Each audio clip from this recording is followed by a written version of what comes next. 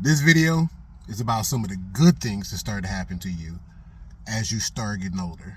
And when I say get older, I mean like 35, 40 plus. Now, I'm a young Gen Xer, still in my 40s at the moment. Clock is ticking. But this is some of the good things that start to happen to you from my perspective as you start to get older. Some people, they may have a different perspective. Please include it in the comments. Let me know. Share your story. But some people might hear what I'm saying. So there's a lot of good things that start to happen. Some people make videos about how things start to change, how things go, start getting bad. I've made a couple of videos. Things do change. But some things start to get better. I'm telling you. One of the things that starts getting better, at least for me, maybe for you, let me know, is money. As I've started to get older, bit by bit, it doesn't always seem like it, but bit by bit, I am in a way better position now than I was in my 20s and even in my 30s. So if you don't know me, if you haven't seen any of my previous videos, I'm a Gen X entrepreneur. So I own a couple of different small businesses. In my 20s, I hadn't started. I started my first business when I was 25. It was actually 2 weeks before September 11th. But I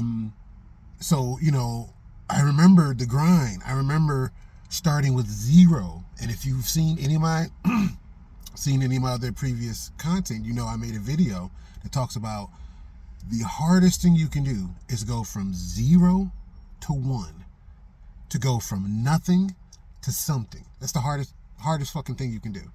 So as an entrepreneur, I remember in my 20s, I remember in my teens, like having a certain drive and a certain spirit and not knowing how to channel it. That's the schism between being young and being older. When you're younger, you got the energy, hopefully. You got the energy, you got the drive. You just may not necessarily know how to get to where you're trying to get to. And as you get a tad bit older, I done drove these streets. I done went down some of these back roads. I got a pretty good idea how to get there. I just got to make sure I got gas in the tank. So as you get older, at least for me, knock on wood or whatever other superstitions you do, my bread has incrementally gotten better. I'm more diversified than I've ever been. Money's coming in from different channels. Some of the seeds that I've planted from years ago have started to grow and sprout, and now we're eating off of it. That doesn't happen really in your 20s.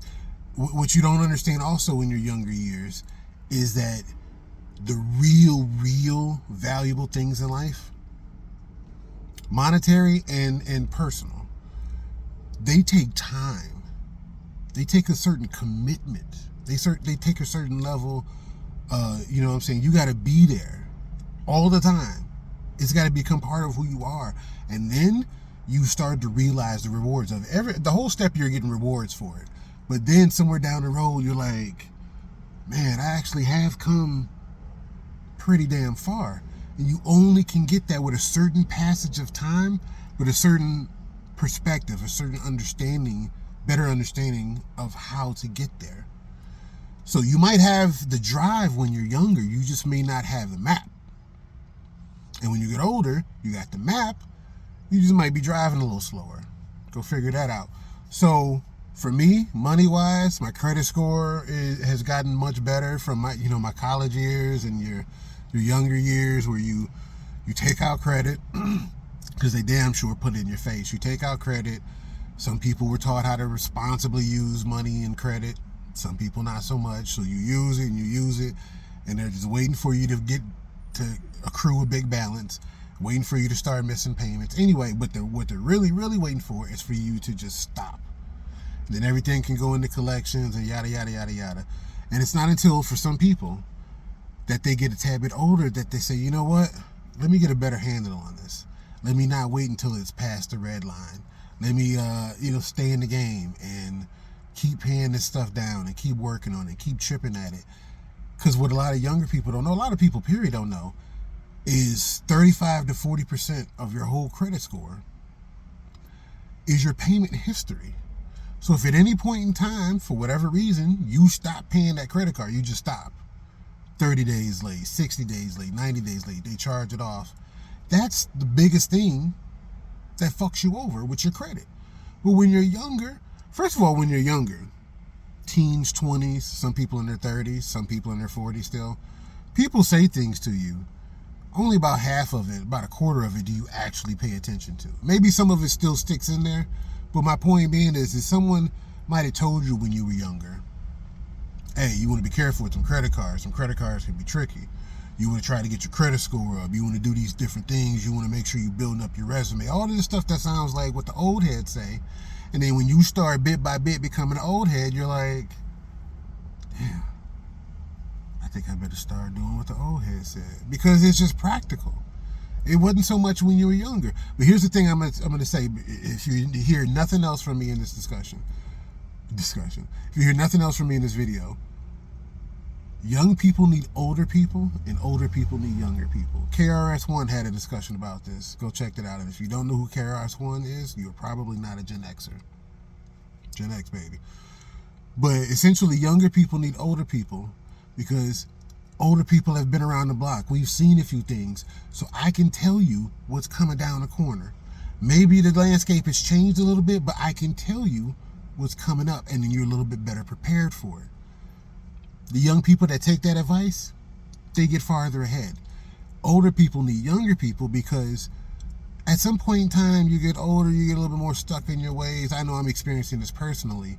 You get all these new tools and all these new apps and all these new different things for you to learn, and you're like, dog, I just finished learning that shit yesterday, and now you just hit me with 10 new things I need to learn? Fuck. But you need some of the younger people to refresh you, to reboot you, so that you don't stay stuck in 20, 30 years ago. If you're a Gen Xer, you don't stay stuck in the 90s. You don't stay stuck in the early 2000s. You can be productive and succeeding and thriving in the 2025, 2026, and beyond. So money-wise, I'm at a state where I physically can still kind of go get it, but I'm trying to get away from that because also in one of my other videos, the first stage is you make money with your back. The second stage, you make money with your mind. The third stage, you make money with your money. There's actually a fourth stage that's above that where you build systems and you start making money with other people's money. I'm smoke on that one. But the point is, I'm still young enough now, again, quotations, to get out here and get the money. But I know that bit by bit, I'm not going to be able to get out here. And you're limited when you have to physically go get the money. So you want to build systems. You want to put something in place where the money comes to you. But because I'm older, because I've gone through a few things, I've seen a few things, I've planted many of those seeds. I've been fortunate enough to read things, keep your ears to the ground, keep your eyes open. And I've planted a few seeds that now allow me to bring in little pieces of income that I don't physically have to go get. So like I say, that's something that if you're younger, in your 20s, in your teens, only if someone put you on game, really. Only if someone was in your life who was really doing that would you see like, oh, maybe that's what I need to do. And often what young people do, it's just part of the game, part of that stage in your life. There's a lot of times what people tell you to do, older people tell you to do, especially your parents, you don't do. Or what older people think is prudent, what older people think is cool, you run from it. So it's that dynamic. I know with my kids and stuff, you try to put it out there for them. You hope that some of it sticks around. You hope they pick some of it up. And they often do. So you need to just say it, show it, live it. And hopefully if you're a good example, they will pick it up. But it's only the young people who've been put on game. Only the young people who have actually seen a living real life example that they can almost literally touch or talk to. Those are the ones that get out there and they're making their bread in a smarter way. They're planting the seeds to bring their money to them as opposed to them having to go get it. So that's one thing you can look forward to as you get older, is hopefully your bread getting better. Now this is not universal. This is my example and a lot of the examples that I've seen, especially from many of the Gen Xers that I've talked to. But there are some people who, maybe they made their bread in their early years. the life they was living, the opportunities that was in front of them, they made their money. And there's one dude that I know, close friend of mine, real quick story. We went to good schools, went to college. At some point in time, yada, yada, yada, he kind of got involved in the drug game a little bit. But he was making his bread, making it way better than many adults were. And, you know, was living that young lifestyle where you got that money and the different trappings that come with it. But you know how it goes. Luckily, he didn't end up 6 feet deep, but he did end up behind some bars. And, you know, he got out and you know, we kept in touch a little bit. But my point with the story is he was making money that many adults never make. And he was making that 20, 21, 20. He had a nice little run. I usually say a lot of different people involved in the trade, they might get 3 good summers. They might get 3 good summers and then something happens. My man had probably 10. He had probably about a decade of like making, you know, he wasn't no top dude like that, but you ain't got to be the top dude to be making nice money in the trade. And so he, you know, he lived nice for about 10 years. It came with its consequences, so on and so forth.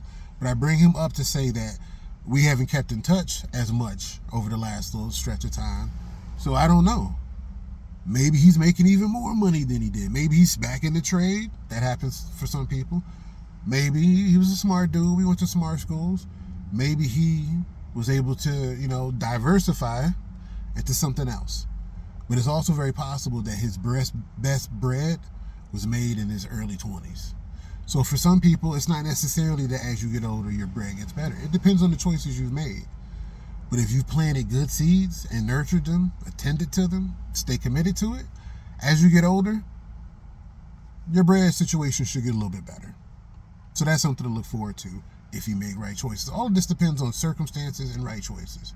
And there's only one of them that you have some say in. Another thing that gets better as you get older, I think, is your health. Ironically, different things started to change. Different things don't work as much as I mentioned in another video of mine how, like I said, I'm still in my 40s.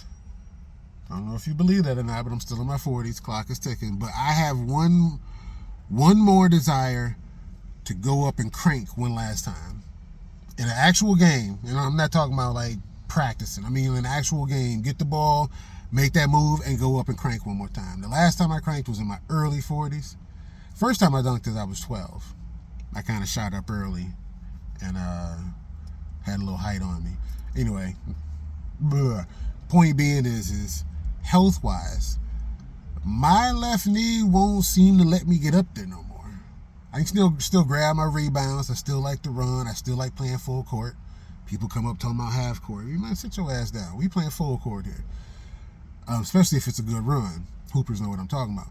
But my left knee won't let me seem to like spring like I used to. But yet and still, certain other health issues. I mentioned in another video how earlier in my 40s, for about a week or so, my back went out.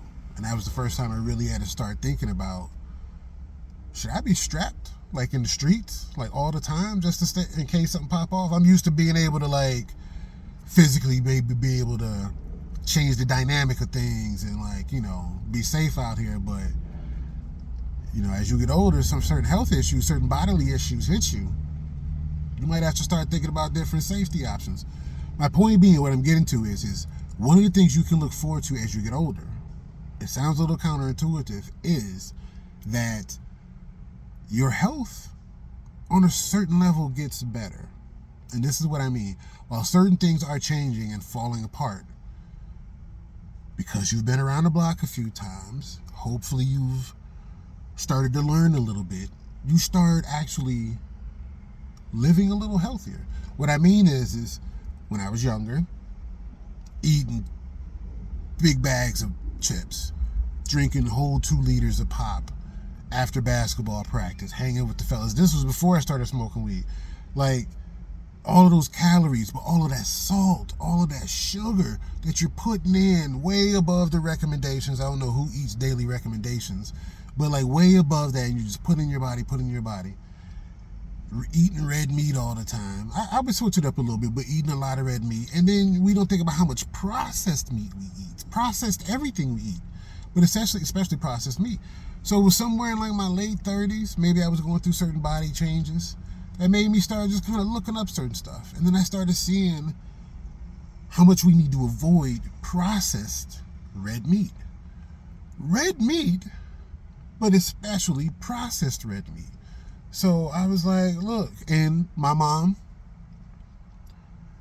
like I say, as parents, you gotta spit it out there. You gotta say it anyway. And half of it, a third of it will stick around. You don't know when it's gonna show up in their life, in your kid's life, but they will stick around. It'll attach to them somehow.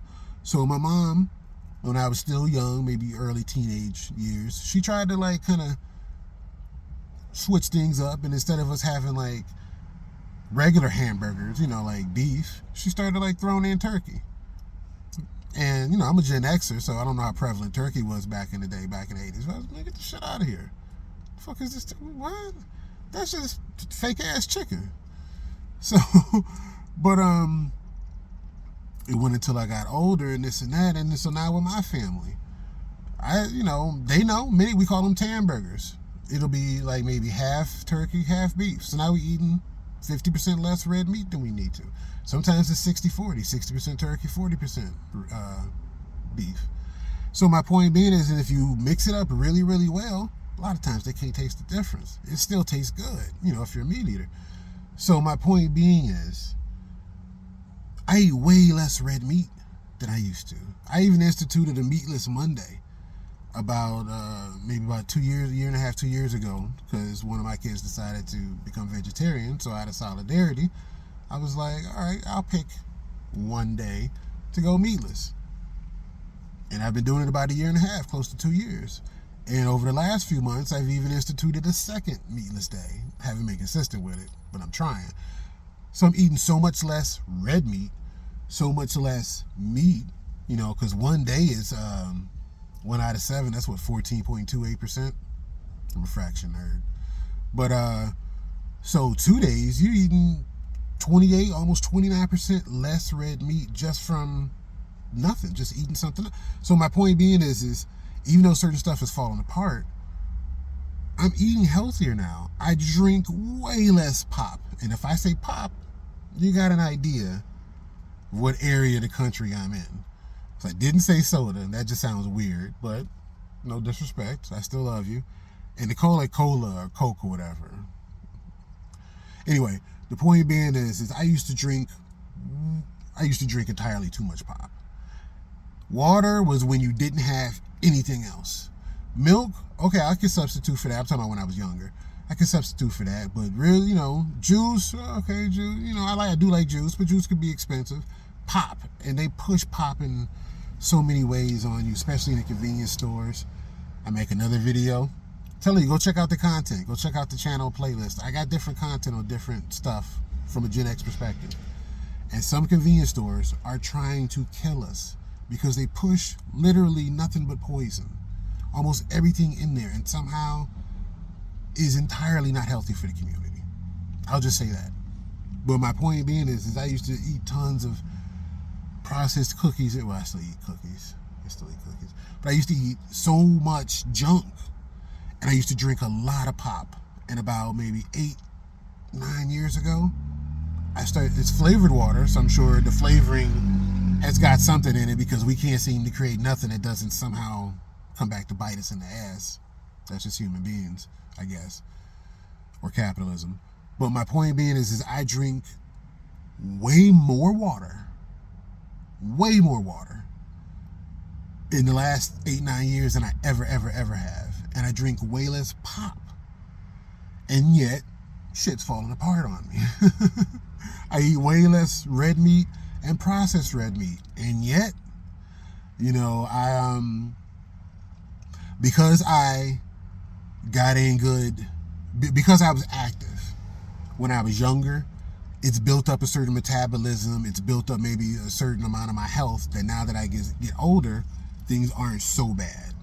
So if you can be, another thing that maybe you don't necessarily know when you're younger, if you can really be active, if you can really I mean, physically, if you can really, really kind of build some muscles and get that cardiovascular in a nice, healthy place as you get older, that's going to be a benefit for you. So another thing, it's not universal. Some people had shitty younger years, didn't treat their body good, and then when they get older, what do you really expect?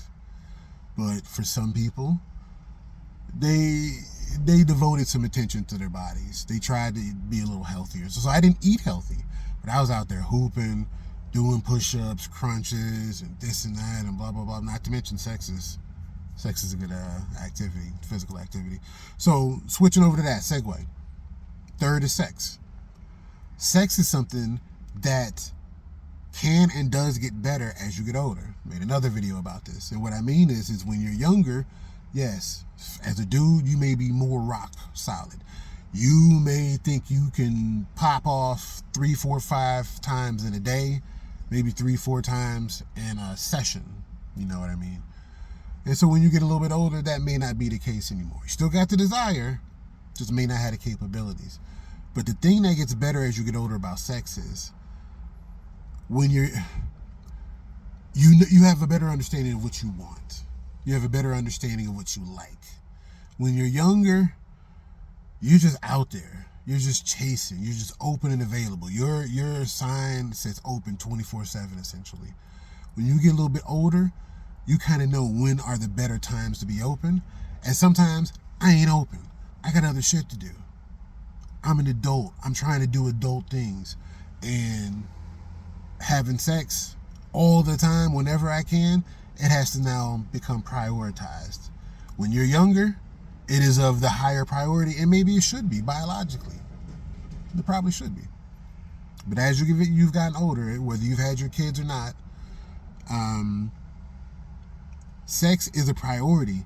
It's not the priority. It may not even really be in the top 3. But it is still a priority. And because you know that, when you get a chance to do it, once again, I'm not speaking for everybody, but when you get a chance to do it, you have a better understanding of what you like. You have a better understanding kind of what feels good to you. And so the sex can really be a lot more efficient. It could take you to certain heights. Like you're not going to have maybe, say, the young vigorousness of it. Maybe you will, just the shorter spurts. But because presumably you know your body better, and maybe you know your partner's body a certain way, you can really just kind of get straight to the point. You know what I'm saying? Whereas you're younger, you're fiddling around. What did Eddie Murphy say in Raw? You're trying to find it. You need a shoehorn to put it in. When you older, you know what I'm saying? You done been there. So, and then also when you're younger, you put yourself in a lot of danger. Like I say, because you put it as such a priority that you have sometimes when you're just out. You're just out in the streets. You're just looking for things to do. You're just looking for people to meet because, and like, it could all be biological, probably is. But like, I remember being younger and I remember being like, yeah, tonight I'm getting laid. Tonight, whoever, smile at me if you want to, you taking your chances. And then when you get a certain age and stage, man, you become like, almost like a patient fisherman.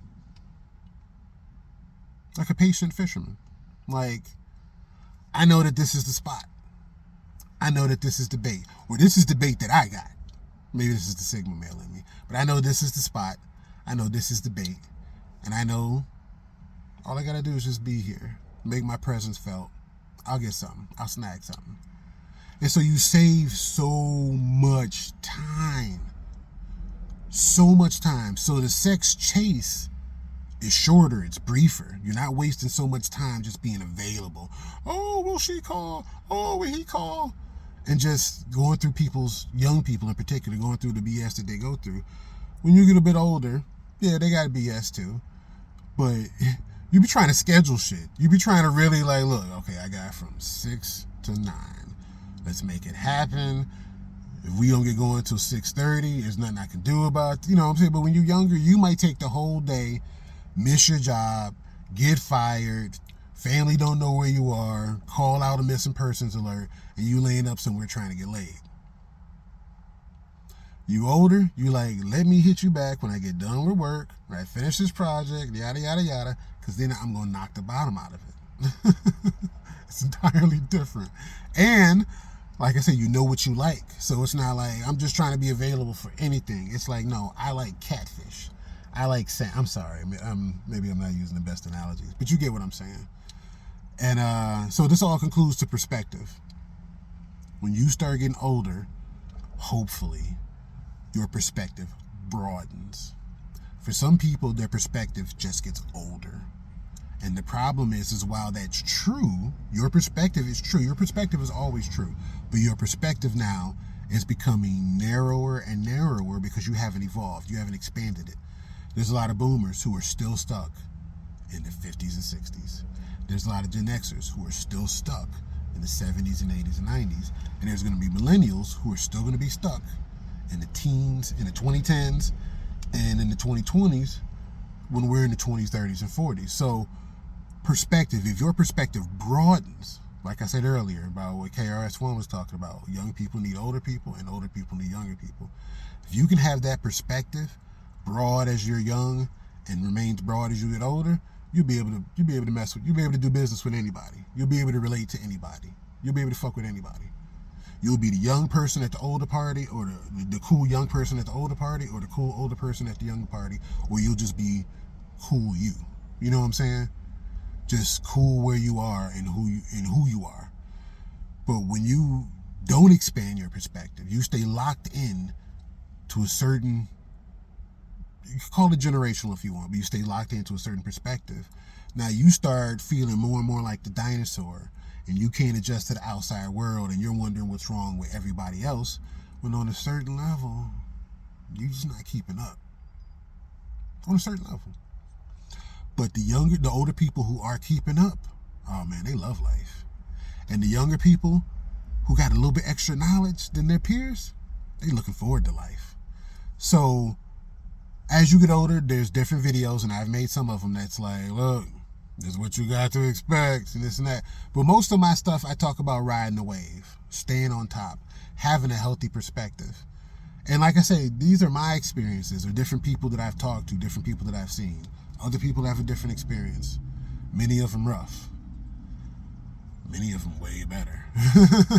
Way better. But there's things to look forward to as you get older. Straight up. And I think of getting older as once you cross 35. I'll leave you with this. I once made a real fucked up comment to my mom, and she waited to get me back on it. My mom was about 20 years older than me. Youngish mom. Boomer, you know. And so when I was 15, I saw her in the bathroom in the mirror. I guess she was getting ready to go out or something, you know, getting up, looking nice. My mom was a nice looking woman. And so she getting herself together and stuff. And I don't know where this came from. Just some of my personal wit that's a gift and a curse. Anyway, I see her and I go, Mom, you know it's all downhill after 35.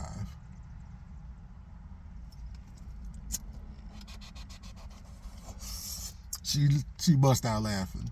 Shocked, but she bust out laughing because she knew I had hit her. I had hit her with one of, they say it's the punch you don't see that knocks you out. It's the joke you don't see coming that's like, oh, that shit was hilarious.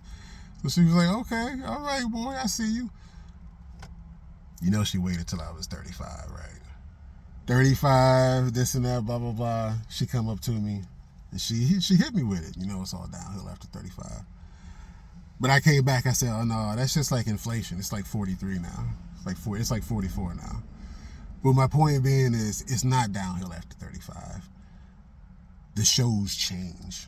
You go from watching Cartoon Network, Nickelodeon, Gen X or baby, whatever young kids are watching. You go from watching that to watching 30-something, to watching, you know,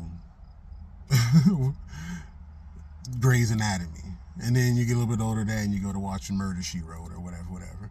But it doesn't get worse. It doesn't get bad. It just changes. Like I say, when you're younger, you got that drive. You just don't necessarily have a map. You don't necessarily know the toll roads that you might encounter. When you're older, you got a much better idea, and you can make that trip a lot more efficient, You're just driving slower. Anyway, it's your boy. I'll get back at you.